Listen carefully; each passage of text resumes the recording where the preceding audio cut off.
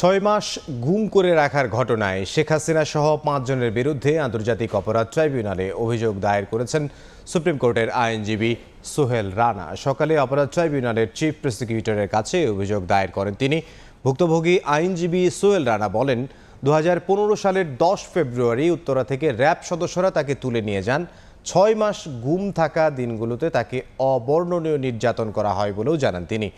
মামলায় সাবেক প্রধানমন্ত্রী শেখ হাসিনা ছাড়াও সাবেক স্বরাষ্ট্রমন্ত্রী আসাদুজ্জামান খান কামাল, সাবেক আইনমন্ত্রী আনিসুল হক, সাবেক আইজিপি AKM শহীদুল হক, র্যাবের সাবেক মহাপরিচালক বেনজির আহমেদ ও র্যাবের ২০ থেকে ২৫ সদস্যকে আসামি করা হয়েছে। এদিকে গুমের ঘটনার বিচার চেয়ে ট্রাইব্যুনালে অভিযোগ দায়ের করেছেন ভুক্তভোগী ১৫ পরিবার।